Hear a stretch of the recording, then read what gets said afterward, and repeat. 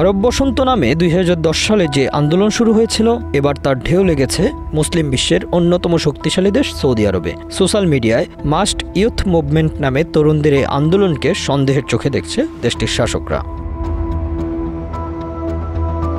মুসলিম দেশ তিউনিসিয়া থেকে শুরু হওয়া আরব বসন্ত পরবর্তীতে মিশর, লিবিয়া, সিরিয়া, ইয়েমেন সহ আরও কয়েকটি দেশে ছড়িয়ে পড়ে। পরবর্তীতে এই আন্দোলনের পেছনে পশ্চিমা বিশ্বের ইন্ধনের অভিযোগ ওঠে। রাজনৈতিক বিশ্লেষকরা বলছেন, আরব বসন্তের সাথে সম্প্রতি সৌদি আরবে শুরু হওয়া মাস্ট ইউথ মুভমেন্টের অনেক মিল রয়েছে। দুটি আন্দোলনই সোশ্যাল মিডিয়ায় শুরু হয়েছিল এবং দুটি দেশেই বিদ্যমান শাসকদের বিরুদ্ধে আন্দোলনটি ছিল। এতদিন সৌদি আরবের রাজতন্ত্র নিয়ে কথা বলা মানেই ছিল ভয়, নিপীড়ন আর দীর্ঘ জেল জীবনের আশঙ্কা। কিন্তু প্রযুক্তির পর্দা আর সামাজিক মাধ্যমের ছায়ায় সেই ভয়কে অগ্রাহ্য করে মুখ খুলছেন নতুন এক প্রজন্ম। এই আন্দোলনের সূচনা টিকটকে। অল্প সময়েই তা ছড়িয়ে পড়ে ফেসবুক, এক্স হ্যান্ডেল, ইনস্টাগ্রাম সহ অন্যান্য সোশ্যাল মিডিয়ায়। মুখ ডেকে কণ্ঠ পরিবর্তন করে নাম পরিচয় গোপন রেখে ভিডিও বার্তা দিচ্ছে সাহসী তরুণ তরুণীরা। তাদের অভিযোগ, ক্রাউন প্রিন্স মোহাম্মদ বিন সালমান বা MBS এর শাসন ব্যবস্থা এক কঠোর স্বৈরতন্ত্রের রূপ নিয়েছে। নাগরিক স্বাধীনতা হরণ করা হচ্ছে, সুশাসনের বদলে দুর্নীতির রাজত্ব চলছে। প্রকৃত উন্নয়নের বদলে ফোকাস করা হচ্ছে চোখ ধাঁধানো মেগা প্রকল্প আর পশ্চিমা ধাঁচের বিনোদন।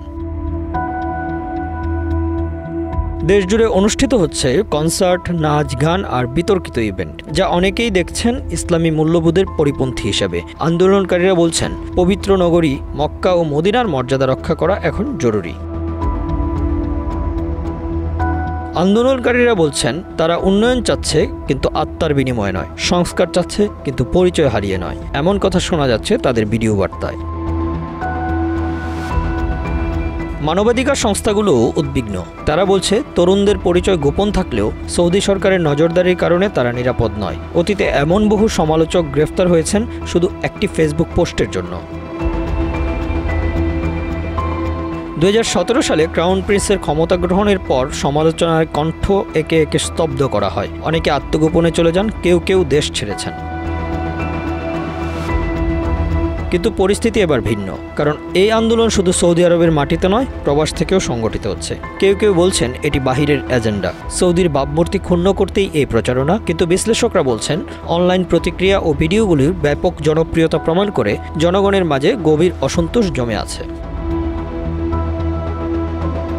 বেকারত্ব, মূল্যস্ফীতি, বাসস্থান সংকট, এই বাস্তবতা ঢেকে রাখছে নিয়ম প্রজেক্ট বা লিভ গিগা কনসার্টের আলো। আর এই পর্দার অন্তরালে জন্ম নিয়েছে ক্ষোভ, প্রশ্ন ও শেষ পর্যন্ত আন্দোলন। Bangla affairs news desk.